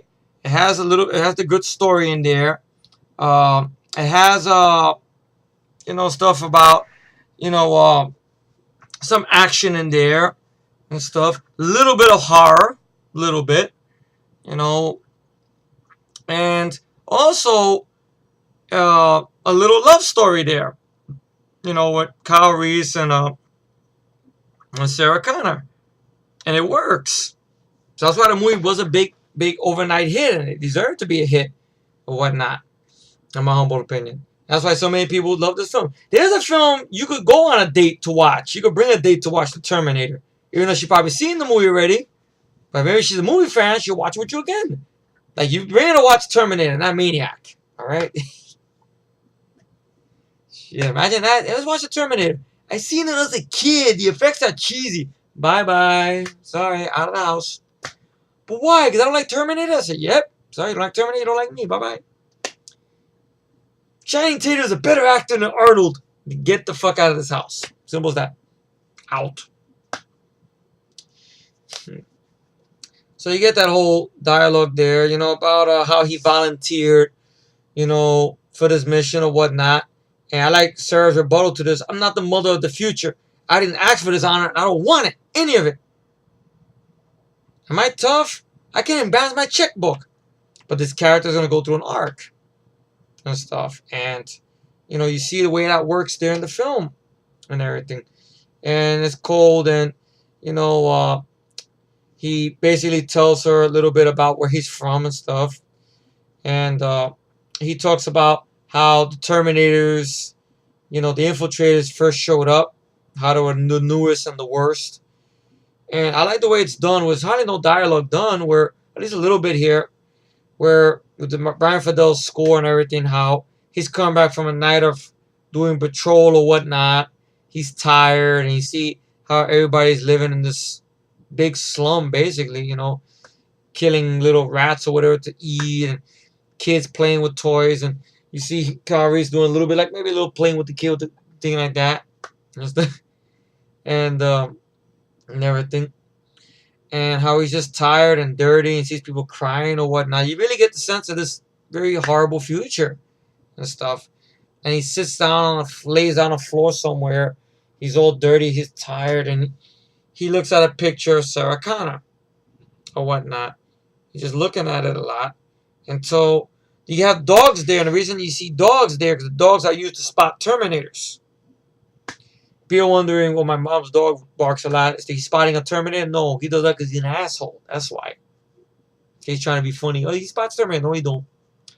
That dog barks if somebody farts outside by waiting by the elevator in the hallway. Please. But anyway, back into the film. Uh, Basically, you see the first introduction of the first Terminator, who's played by well, I think is a world-renowned bodybuilder. I believe Franco Colombo or something. I know he's the same Italian bodybuilder who's the one that challenged Stallone to a bench pressing thing, and that's how Stallone got himself injured. I know. I think. Let me see. Yeah, future Terminator Franco Colombo. Yeah, I think he's the. I know. I think that's the name I remember hearing that he came on there thanks to Arnold or whatnot. And great scene where he has the big machine gun or whatnot. He's firing on all the fucking soldiers and the resistance. Whatnot. Terminator, Terminator, Terminator. Shooting innocent people left and right. He even kills the dog, even though it's off camera. And Kyle Reese comes in with his plasma rifle.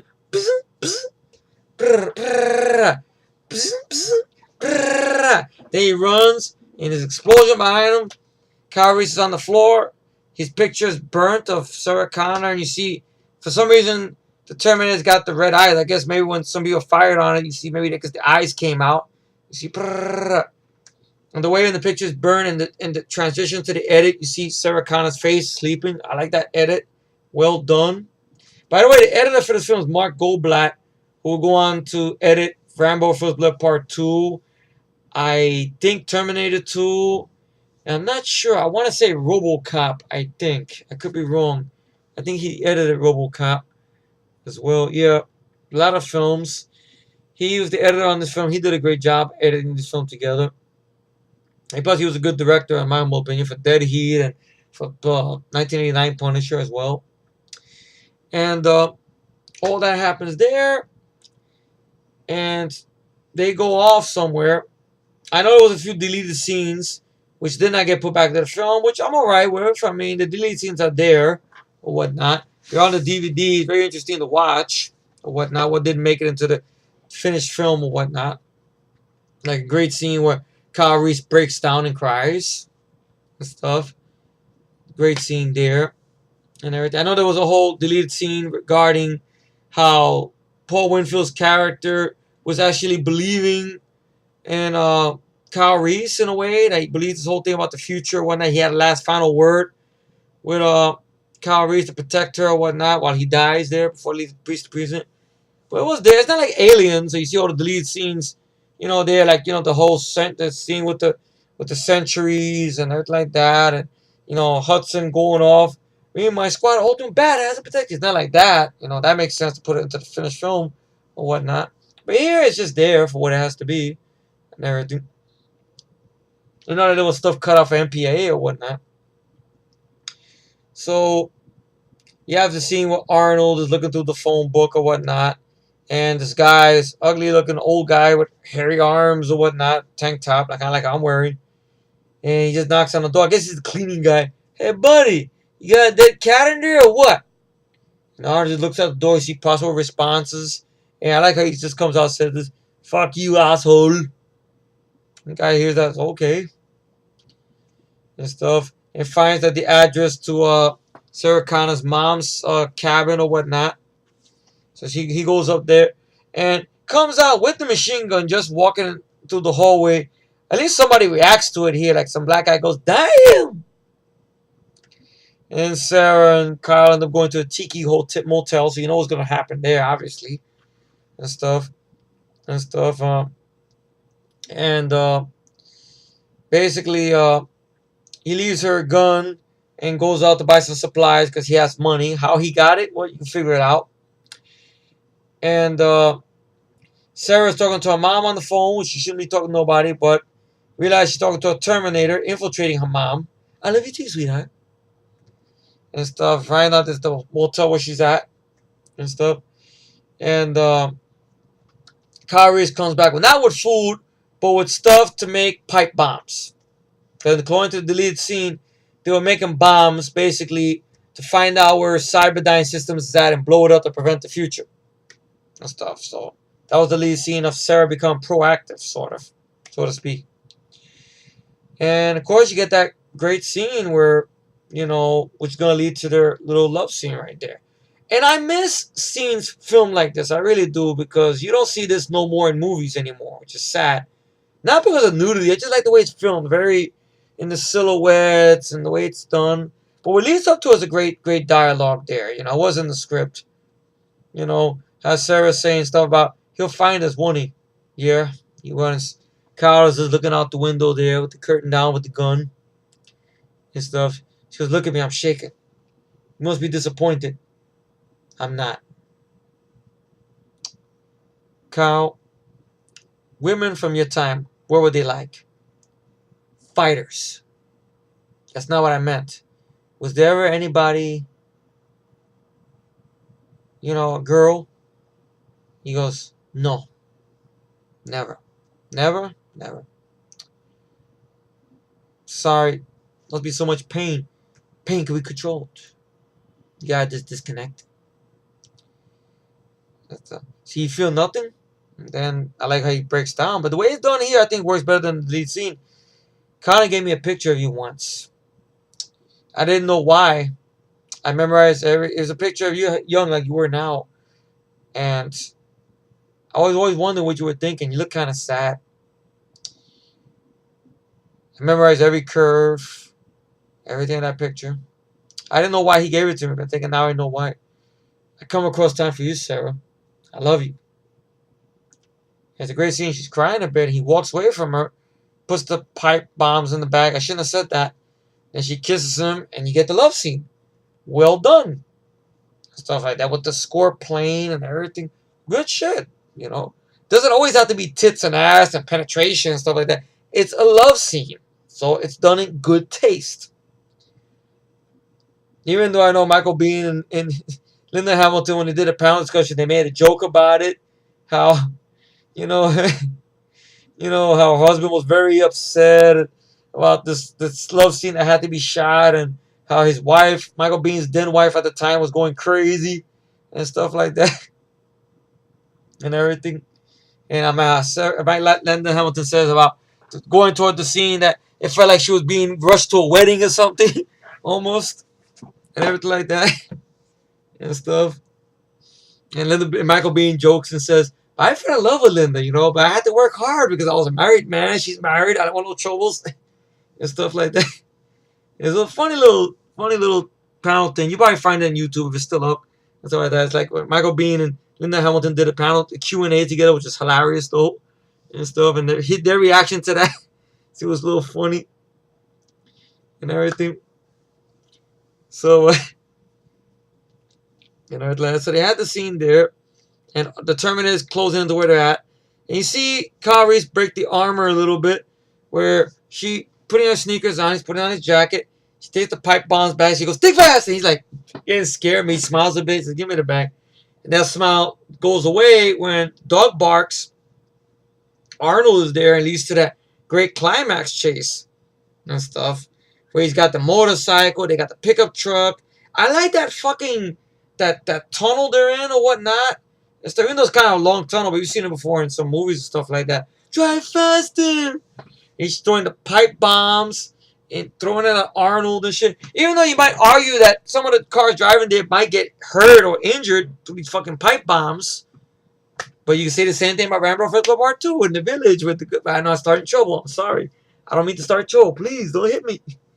I'm not starting. Please. Please.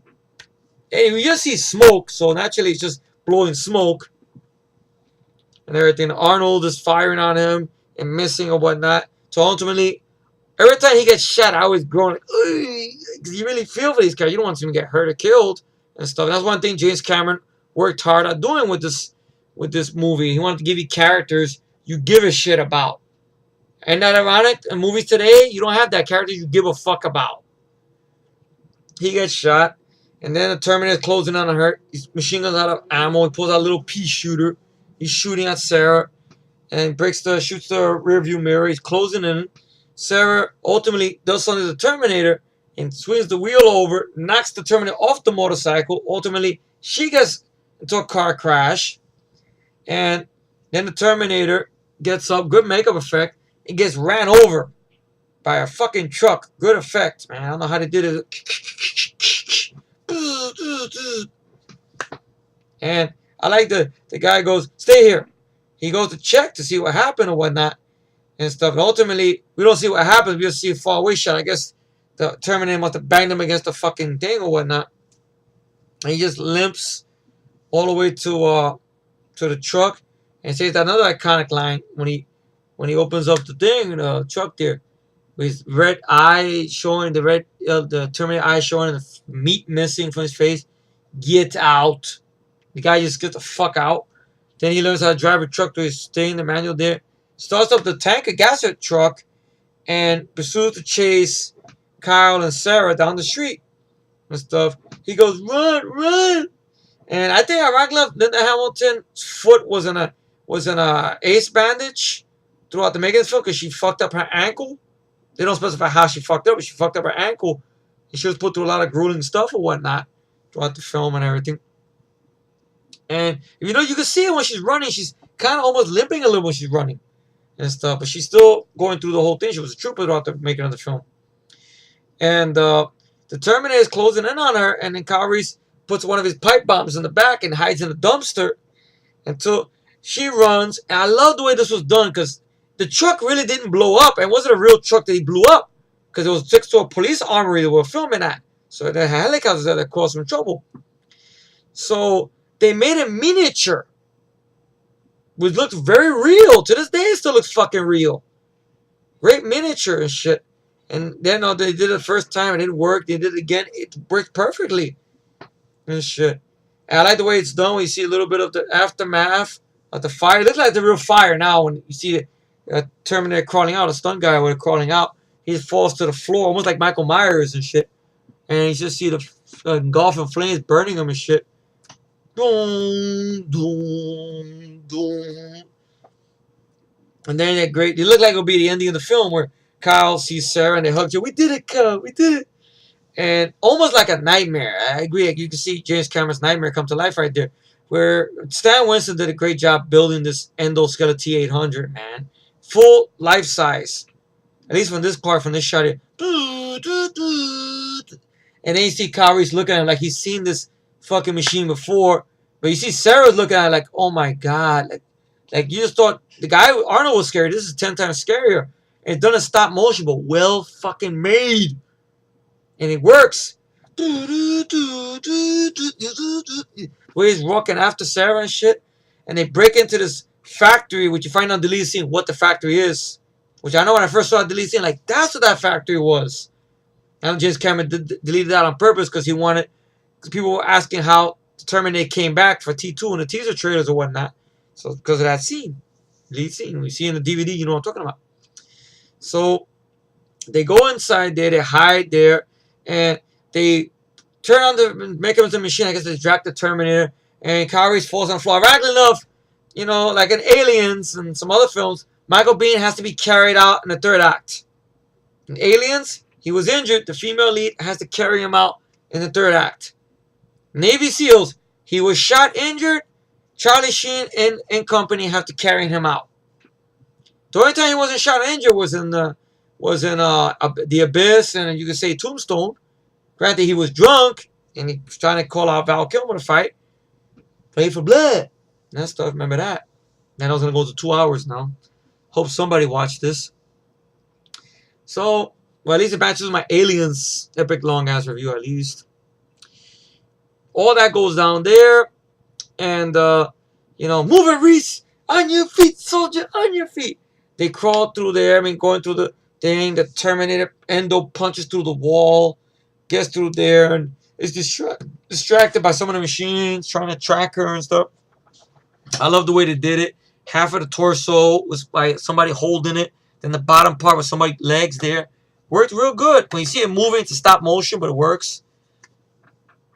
Then finally, the Terminator is face to face with Michael Biehn, with Kyle Reese. I like the way this is done because this tells you that he is a true hero and a soldier. and a real fighter for this woman he loves. Because not only is he unarmed, with no gun, he's trying to kill this Terminator with shotgun, with pistol, with hitting it with a car, throwing pipe bombs at it. He's not going to stop there. He takes a fucking pipe and calls the fucking Terminator out to fight. That's a fucking soldier right there, a dedicated individual right there. A machine, fully armored, very tough, indestructible. And he's calling that shit out to fight. Come on, motherfucker. Pa! Pa! Pa! And it ain't working. And so the Terminator just gets back up. He just gives an annoying thing. And I always groan when this happens. Because I really love this character. I didn't want to see him go. But it's self-sacrifice. At least I can accept that here, though. And stuff. Where he gets punched once and then bitch slapped by the Terminator. It looked like a bitch slap, almost like a fist slap. Boom! God. And he's on the floor and he's got a bruised up because metal being smacked. And then he gets the last thing in. He takes the pipe bomb and puts it right into the fucking endo. Then falls down the stairs. You get a big explosion. Now, whether the explosion killed him or the fall downstairs killed him is let make mystery. Or he lost blood. So Sarah has a piece of metal stuck in her leg, peels it off, sees Kyle, realizes he's dead. And then the bottom part of the Terminator comes crawling after her. Once again, Cameron's nightmare relived. Crawling after her there, good suspension sequence, the score playing and stuff.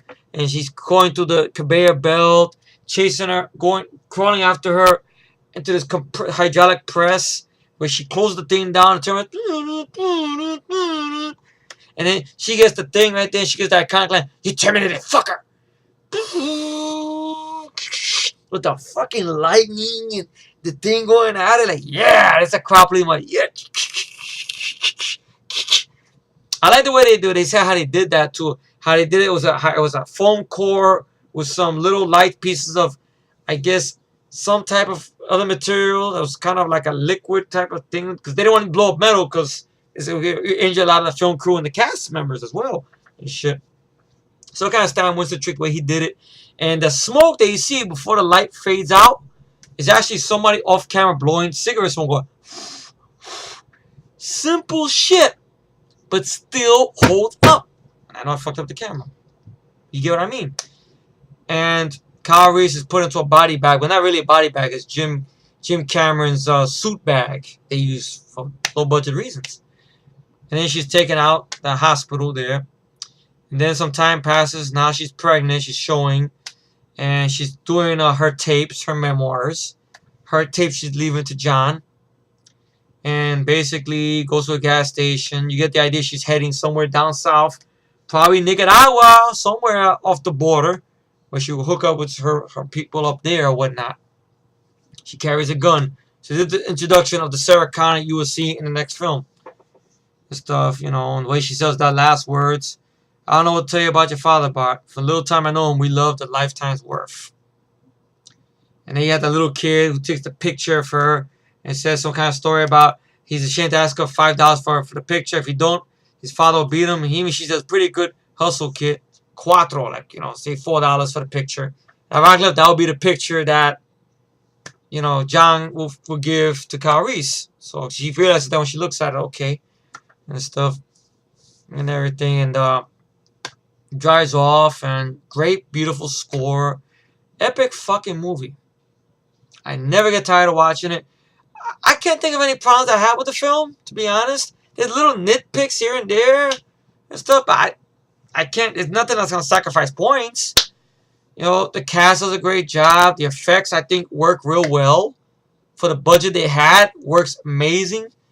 This is when Jim Cameron was worth a shit, in my humble opinion. I wish he can go back to doing films like this, to be honest. Fuck Avatar sequels, to be honest. Or worrying about the environment. Go back to doing movies that made you somebody. Like this and Aliens. On T2, for fuck's sake. People were like, he should come back and do a Terminator film. It ain't going to make much of a difference, to be honest. Really not. But rating for the film, without shadow of a doubt, of this long-ass review, is 10 out of motherfucking 10. I mean, I love this film a lot. I've gone on my reasons why. It's paced well. It's acted well. The effects still hold up. The score is great. The pacing is great. The tone of the film, that horror movie almost like tone of the film, sad to say, would never ever come back to any of the films. I doubt 100% T5 is going to have the same tone this film has. Because T2's tone is very different than this movie's tone. Even T3 and T4, in my humble opinion. This is more of the low budget, dark, thriller, future, sci-fi, action, a little bit of horror, you could say, because of the punching a hole through somebody, whatnot. Thriller, So 10 10 out of motherfucking 10 rating for this. And thank you all for watching. And all I'm going to say is, I'll be back for the review of Terminator 2 Judgment Day. Hasta la vistas, babies.